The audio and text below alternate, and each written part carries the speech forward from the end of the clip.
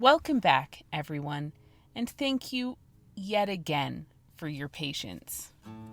You're listening to Rejects and Revolutionaries with Sarah Tinsolvola, a podcast tracing the origins of America from the Tudor era to the 20th century. First, let me apologize for yet another massive delay between episodes. I've been working to transition into becoming a teacher, and then I actually took a long-term substitute teaching job to get some experience. I can't say enough good about it, but I have also never been more exhausted in my life. But it ended, and then I finished a qualification test, and here I am, back to ye old podcast. And as thanks for your patience, I actually have a surprise bonus episode coming up for you all sometime in the next few weeks. It's something I've been thinking about for a while, but it was something I was going to do when it fit in with the main narrative of the show. But I've decided to push it forward and just do it now. It'll be a complete change from everything we've done previously, but it's going to be amazing. So keep an eye out. But for now, let's get back to the story of America and specifically the Chesapeake in the First English Civil War. Just as a refresher, we left off in 1645. The king was really starting to lose the war at this point, and Parliament was clearly starting to think about exerting its authority in the colonies, especially those where Royalist sympathies prevailed. It was putting the legal framework in place to do that and to encourage parliamentarians within those colonies to get the ball rolling. And the three colonies which had experienced the most turmoil as the result of this and the war in general were Maryland, Virginia, and Bermuda. But we'll get to Bermuda next week. This episode is by and large about the other two. After a second massacre orchestrated by the now century-old Opechancanough, Virginia had yet again become embroiled in a vicious war with the Powhatan, and the war had yet again taken the generation-old form of raids and corn burning. After the colonists' offensive had gotten solidly underway, Berkeley had gone to England. There, hopefully, he could get some supplies and money to help Virginia fight and rebuild, and maybe he could help the king fight Parliament. At the very least, he could get a better understanding of what was going on in the mother country and bring back more reliable and hopefully more hopeful information and news for Royalist Virginians. Maryland was faring even worse than Virginia, as Puritans led by Richard Ingle had risen up and taken control of the colony, pushing most Catholics, including Governor Calvert, to take refuge in Virginia, thoroughly impoverishing everyone, and then resulting in lawsuit after lawsuit after lawsuit in England. The main result of the legal battles, thanks in large part to Ingle's plundering of a neutral Dutch ship, was that Parliament ruled Ingle's actions unlawful and prevented him from profiting from the voyage. So Ingle, too, lost everything in the fiasco. The acting government had also seized and destroyed almost all of the colony's records, which is one reason we know so very little about what happened in Maryland's early years. Meanwhile, a group of Maryland Puritans had sent a petition to the House of Lords calling Baltimore's government tyrannical, Catholic, and Royalist, citing a privateering commission given to Governor Calvert by the king and Giles Brent's seizure of Ingle's ship, the Reformation. In the petition, the Puritans asked for legal recognition of their new government and immunity for Ingle and all rebels from any sort of legal prosecution. So we have a Virginia at war and Maryland a shambles, and both colonies without their governor, though in Virginia the stalwart Richard Kemp was acting in Berkeley's place, while William Claiborne led the colony's militia against the Powhatan. And to resume our story, in June of 1645, a visibly heartbroken Governor Berkeley returned to Jamestown. Things in England were worse than he had even imagined. Some of his closest friends and mentors, like Viscount Falkland, were dead. The Queen was on the continent trying to get money to support the Royalist cause. And beyond that, just seeing the unimaginable devastation in his country after 3 years of civil war.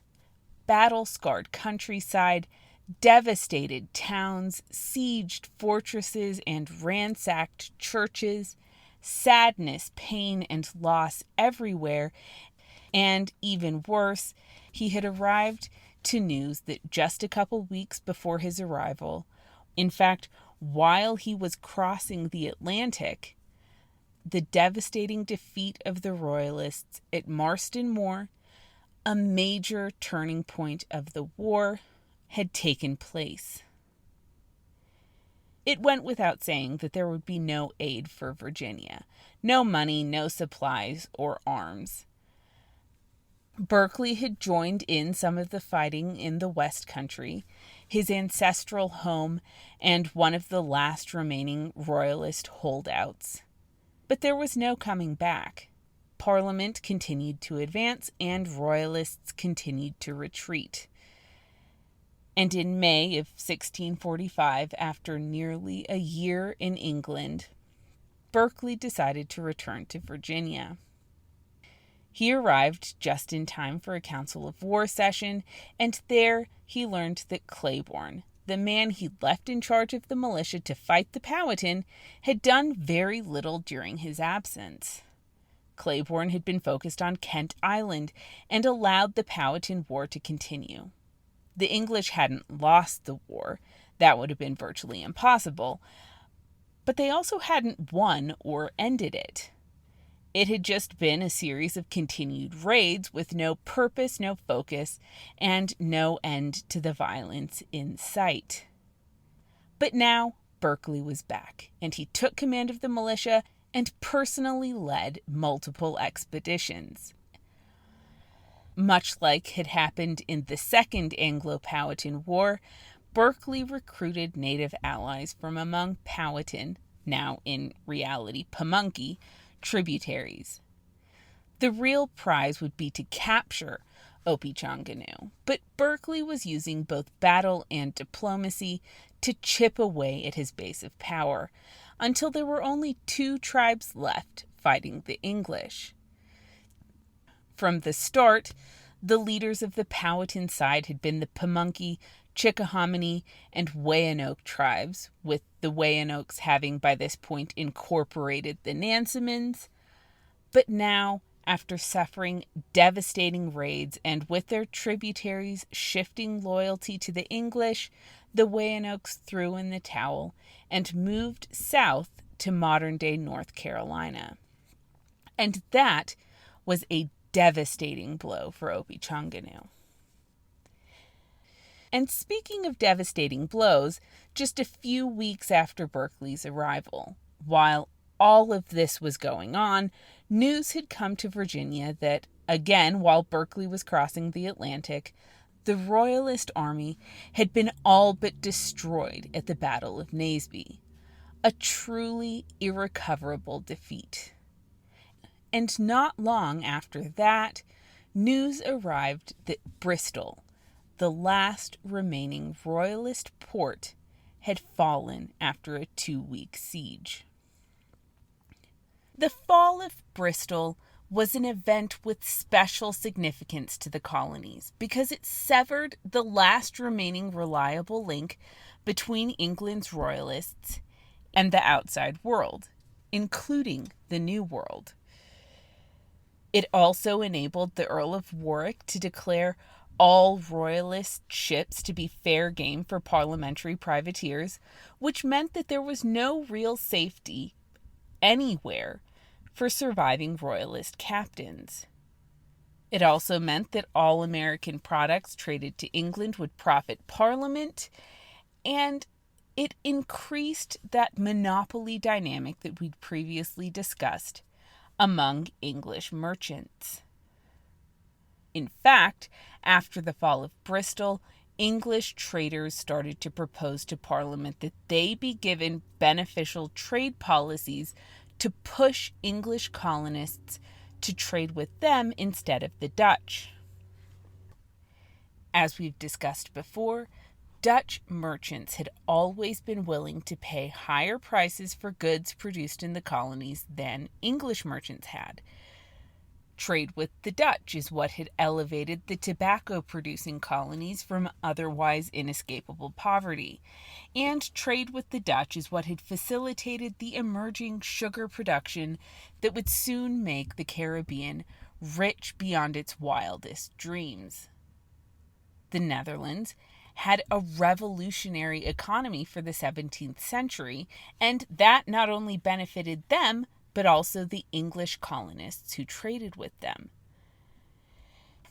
English merchants, on the other hand, found themselves increasingly cut off from the lucrative American trade. With Bristol gone, and with Parliament now starting to think about how it would run the colonies, parliamentarian merchants started to argue that English colonists should only be able to trade with English ships. A variation of this had been debated on a colony-by-colony basis in the past, but in most colonies, trade with the Dutch had been accepted and followed by economic growth. Now, the English merchants hoped to reverse that trend and to use a sympathetic government to bolster their interests.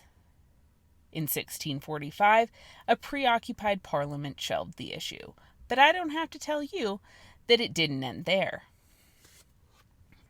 There were more immediate results of the defeat, though.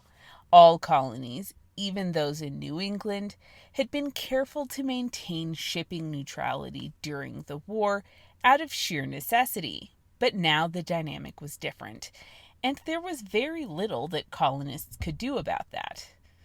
Thomas Warner of St. Kitts made a uniquely bold move in response to this news when he declared that no ships captained by Londoners, in other words, parliamentary ships, would be allowed to anchor in the colony's harbors, and that no Londoners would be allowed to come ashore there. This created at least a small haven for some Royalist vessels, and was beyond that a decisive statement of loyalty to a defeated cause. As far as we can tell, it was also a move that no one else dared to emulate.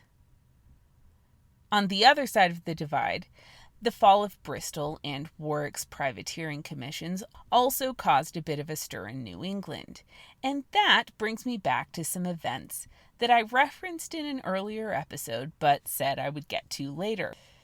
It's a topic that doesn't really fit in smoothly with the rest of the New England narrative, but that does fit in the context of this topic. New England, like the rest of the colonies, had by and large tried to maintain a position of shipping neutrality in the early years of the war. Virginia had failed when it had tried to only trade with Royalists because the costs of taking sides in that way were just too high for any colony to bear. Especially early in the war, when it could have gone either way, it was just a bad idea. Reduced ability to get supplies, reduced ability to sell goods, and for New England colonies in particular, which were starting to really develop trade as their economic foundation, neutrality meant security for their ships. New England merchants could sail and trade with a security that few other English ships could, and even if it wasn't completely safe, it was the safest that any merchant could realistically expect in the middle of a civil war with a significant naval component. But now, Royalist ships were officially fair game. The king would lose the war, and New England had a bit more freedom to adhere to its own sympathies. At least some people felt that way.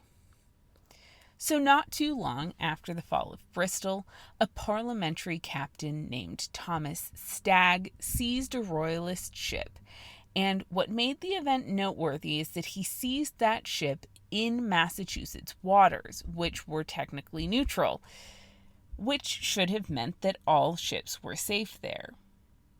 Stagg asked to be able to keep his prize, citing his privateering commission from the Earl of Warwick. While the Royalist captain and others like him in Boston at the time argued that since Massachusetts waters were neutral, the seizure was illegal and the ship should be returned.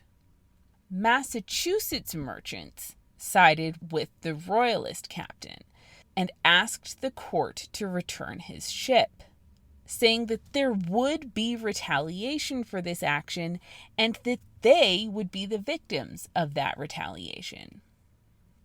But both the Standing Council and the General Court ruled that Stagg could keep his prize. Warwick had declared Royalist ships to be fair game, and they would be fair game in Massachusetts. A couple months later, the General Court doubled down on this decision by themselves seizing a Royalist ship and distributing its cargo to whatever merchants in Boston had lost cargoes during the war. But merchant fears were confirmed, as this end of neutrality did in fact provoke severe retaliation against New England ships. Royalist captains already had nowhere to go, so a number of them decided to just hang out in the area and attack New England vessels. I mean, it was actually a great option for them. New England ships were weaker but still reliably parliamentarian in sympathy, and trade with both American colonies and Dutch merchants meant that they actually had a great assortment of valuable goods, and New England was far enough away from England to be a safer place than many. They had nowhere else to go, and the time before they themselves were inevitably captured was limited, so what else were they going to do? And they weren't just retaliating for the 2 plundered ships, they were taking out all their frustrations about the whole nasty war against a region that was inextricably associated with the parliamentary cause. Massachusetts merchants used the next sparsely attended session of the General Court to push for legislation guaranteeing protection of all ships entering the colony's ports, a return to neutrality which would hopefully end their shipping woes. But while the bill passed, the magistrates essentially refused to enforce it. It wasn't long, though, before there were so few Royalist ships left that the issue was pretty much moot. So that's a little detour from our main narrative, but while the fall of Bristol was a catastrophic enough loss for King Charles that it caused him to dismiss Prince Rupert from his service, it was possibly even more significant in the colonies. And soon after the king's surrender in May of 1646, Virginia's war was over too. At a council of war session early in the year, Virginians laid out another plan to try to capture Opechancanough. They gathered the best soldiers in Virginia, along with a number of Rappahannock and Accomack allies, and surrounded the place he was staying over winter, gradually pushing in, forcing him to less protected ground, and finally cornering and capturing him.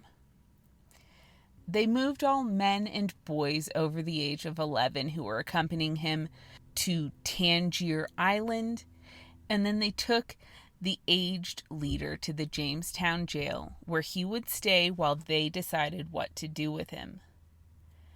But after just a couple days in captivity, one of his guards shot him in the back. And that, of all ways, is how Opechancanough died, 100 years old, on the floor of a jail cell after being shot in the back. I mean, I am quite sure that the murder was at least partially symbolic. His surprise massacres had killed over 1,000 people.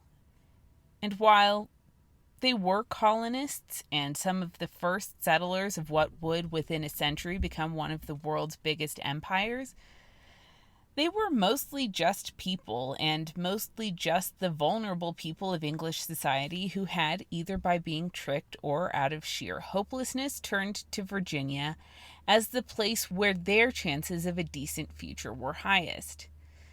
They weren't, for the most part, thinking of some grander vision. They were just trying to get by and make their own lives as decent as possible. And through that lens, Opechancanough became perhaps the greatest villain that Virginia ever had. But Opechancanough didn't have all that many options to protect his own tribe, interest, land, way of life. Even if he wanted to attack the movers and shakers and empire builders directly, well, they were in London, and by and large, they stayed in London. And I think it's worth noting that Opechancanough never tried to play the games that people like Powhatan Seneca or Massasoit did. He was one of the few leaders who just wanted the English gone, sooner rather than later.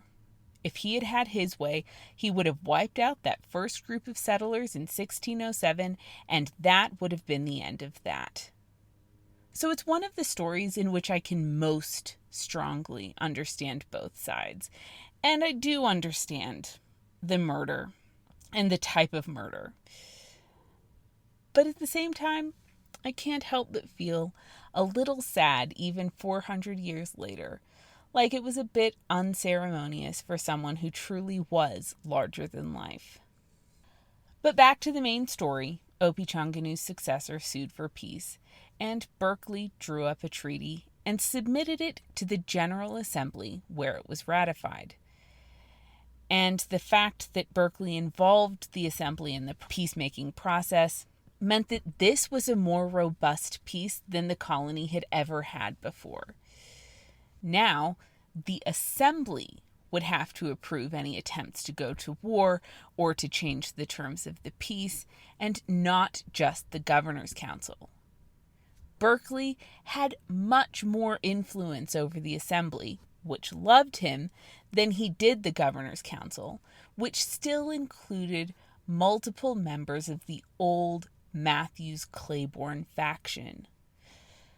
So by adopting a more directly democratic approach to governance, Berkeley could circumvent their power and maintain a steadier policy, more control over the colony, and most of all, a peace which he had always wanted more than they did. It's the same tactic he'd used when he'd first arrived from England, and it's yet another example of Berkeley's leadership skills and style. As part of the peace treaty, the Powhatan agreed to become tributaries of the English. And as part of this, they would give 20 beaver skins per year as tribute to the governor. This was more than anything a statement. Powhatan tributaries had given a specified quantity of products to whatever leader was in charge at the time, and now the Powhatan would give tribute to the English.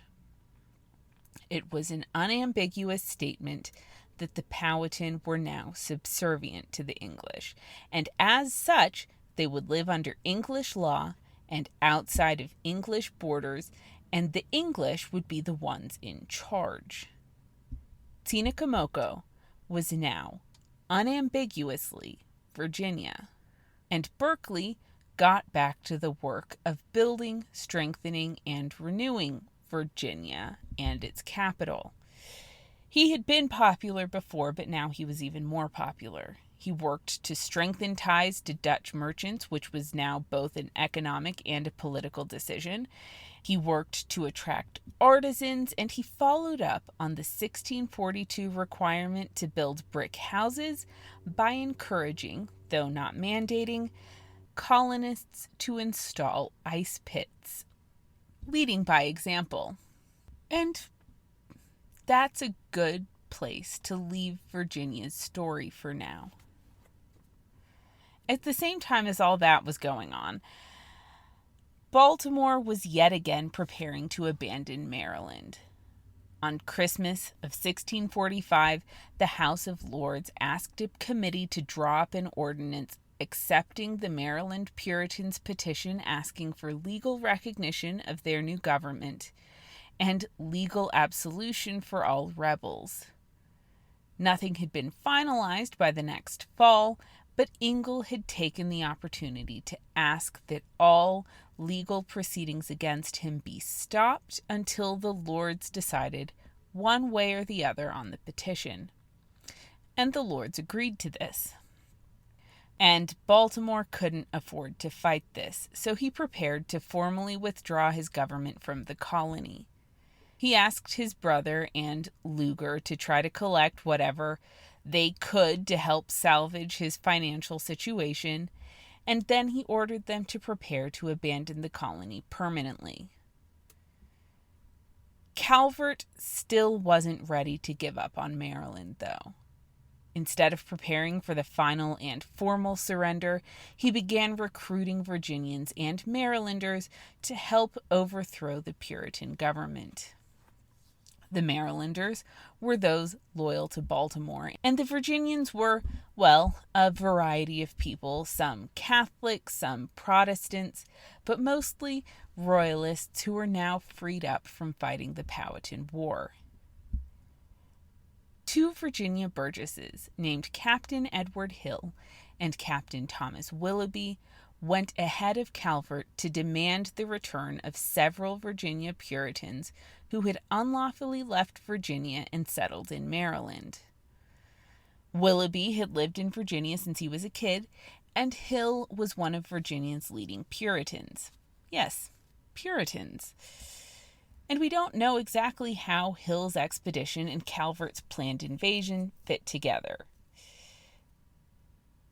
Hill and Willoughby were officially acting on behalf of the Virginia General Assembly, but the timing would certainly fit with Calvert's plans, and certainly the Assembly would tend to support Calvert over the Puritan parliamentarian usurpers. And when Hill arrived in Maryland, he got himself elected governor, officially acting on behalf of Lord Baltimore. It seems as if Calvert had unofficially given Hill a commission to act as governor while he was out of the province, the kind of commission that he'd previously given Lugar, Brent, and Cornwallis when he'd left the colony. So it seems like Calvert and Virginia had sent him with official run-of-the-mill business, but with the hopes that he could possibly restore Baltimore's government. And being a Puritan, he was a unique, clever, and strategic choice to do that. The thing is, life in Maryland had been pretty terrible since the rebellion, even if you were on the winning side. The growing of corn and tobacco had all but stopped, and people were living on what they had managed to plunder. And the government didn't even have official legal recognition in England, and it wasn't any sort of a functioning government anyway. So for all but the most ideologically motivated of people, the return of the proprietary government didn't sound that bad. And if Hill came and said, "I'm a Puritan representing Lord Baltimore, why don't you vote on whether or not to accept me as your governor?" which is pretty much what he said, well, it would be a fairly appealing offer. If you were one of the few Catholics or even Anglicans who was still hanging on in Maryland, then yay. Baltimore's government had returned religious toleration, stability, order. And even if you were a Puritan who had opposed Baltimore's government on sectarian grounds, well, Hill was a Puritan. Everyone got what they wanted, and this also would help to diffuse the tricky legal situation in England. It was a very smart move.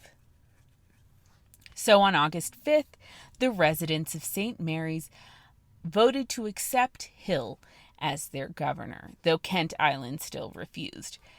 And the plundering time was officially over. Ingle's rebellion was officially over. Baltimore's proprietary government was officially restored. And Hill ran the colony through the end of 1646. He began rebuilding the government, and toward the end of the year, he even held a meeting of the General Assembly. Calvert granted him a salary of a whopping half of all quit rents and customs dues that Baltimore was owed that year. And this renewed Baltimore's legal fight in England. He petitioned to the Lords for a delay in the ordinance and all legal proceedings so that he could prepare a defense against the accusations against him, and he asked them to wait nearly a year so that people from Maryland who could support his claims could come, which wouldn't happen until the next shipment of tobacco. The Lords agreed to this, and shortly afterward, the ordinance was dropped entirely. But by November, Calvert was still, or again, quietly recruiting soldiers and supplies to invade Maryland. And we don't know exactly how all of that played out. Calvert had most likely commissioned Hill as acting governor, and Baltimore had officially recognized Hill's government as representing his authority. But at this point, the language and the actions indicate some sort of change. Hill, as we'll see, was reluctant to actually yield his authority to Calvert on Calvert's return, so maybe that had something to do with it. I would venture a guess that he had tried to use his election as a basis for him being the true and permanent governor of Maryland, something which would result in a shift of the position of governor to being an elected position rather than one representing the Lord Proprietary's interests in the colony alongside an elected legislature. This would have reinstated Baltimore's government in name only, but eliminated all influence that he had in the colony. And if this was the case, when Calvert learned of Hill's plans, he may have decided to resume his recruitment of soldiers and decided to go to Maryland as its true governor and prepared to take control by force if necessary. Something like that would be very in keeping with the themes and conflicts of this era. So that's my guess. But whatever happened, in November, Calvert sent a message offering pardon to all residents of St. Mary's who submitted to Baltimore's authority. And by December, he had finalized his force, comprising half Marylanders and half Virginians. They gathered at York, the northernmost substantial Virginia settlement, and from there they sailed. As they approached St. Mary's, Calvert gave a speech ordering his men to respect the pardon of any rebel who submitted and to refrain from pillage. And when they arrived, they took over the colony with virtually no effort or bloodshed. We don't know exactly what happened again, but taking Timothy Riordan's collection and analysis of available data and applying just a little bit of narrative license, the story probably went something like this. The assembly had adjourned shortly before Calvert's surprise arrival. No one actually expected Calvert to return, so when he arrived with a pardon in one hand and a sword in the other, And with that sword backed up by a pretty substantial military force, pretty much everyone surrendered on the spot. A few resisted, including a handful of people at Pope's Fort and a few members of Hill's government, but they were in no position to successfully resist even if they wanted to. Those who resisted were jailed, but even the leaders like Nathaniel Pope and Captain Hill begrudgingly submitted to Calvert. And when Hill submitted, Calvert guaranteed him the salary that he'd been promised as soon as it was available. Hill returned to Virginia, though Willoughby remained in Maryland, and Calvert once again resumed control of the colony with virtually no bloodshed. Ingle's rebellion and the plundering time were officially over on both sides of the Atlantic. Puritans might not have been happy about it, but Baltimore's authority had, if anything, been strengthened. A few people continued to grumble that Hill was the rightful governor because of his election, but that was about the extent of opposition in St. Mary's. The plunderers had lost pretty much everything, and pretty much the only remaining conflicts were over payment to people like Hill and Richard Bennett, a Virginia Puritan who had invested in Calvert's mission. And for the next few months, Maryland worked to rebuild everything that had been destroyed. Inventories, doubling the depleted population, including bringing back people from Virginia and attracting new settlers like those who had helped retake Maryland. Calvert recruited Nathaniel Pope as an ally in restoring unity and order. People accused Pope of trying to restart the rebellion using a recruited force from Virginia, but Calvert and his allies investigated and found the accusations to be false or at least inconsequential. And Pope continued to work for Calvert, even if he didn't fully support him. Kent Islanders still resisted, though, and when this resistance led them to attack the home of Baltimore's supporter Robert Vaughan and imprison him for 3 weeks, Calvert prepared to invade and permanently subdue the place. The rebels fled, but only after slaughtering as many cattle as possible to prevent Calvert from benefiting from them. When Calvert recaptured Kent Island, he placed it under martial law, but again he pardoned any rebels willing to submit. By this point, there were only 20 people left at the Kent Island settlement. He put Vaughan in charge, backed by a commission including one other Baltimore supporter and 2 rebel leaders, and he seized the estates of rebels who had fled the island, but said that everything would be returned as soon as the rebels submitted to Baltimore's authority. The level of magnanimity shown by Calvert and his allies is actually quite extraordinary given everything that had happened. And it did help to stabilize the colony. And 4 months after Calvert's return, Maryland was back on solid footing. Reasonably unified, Baltimore's authority stronger than ever, growing corn and tobacco with twice the population of the previous year, and with a functioning government. The only thing that really wasn't recoverable was the Jesuit mission. On June 9th, though, just 8 days after holding a session of the provincial court, Calvert died. We don't know what happened. He started to feel sick. They brought the best medicinal minds in the Chesapeake, for what that's worth, to do what they could to heal him, but he just didn't recover.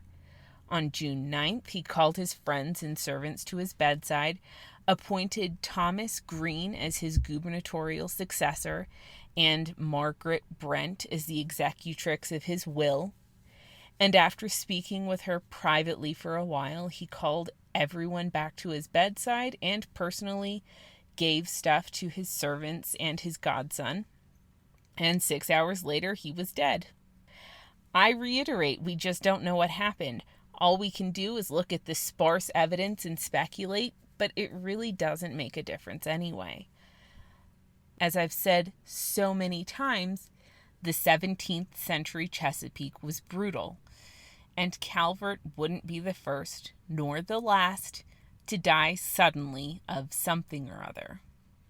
It's just the way life was in that place at that time. But boy, what timing. And that's where we'll leave it for today. Maryland's greatest victory thus far, followed by its greatest loss. And next week, we'll check in on Bermuda and Barbados and the rest of the Caribbean.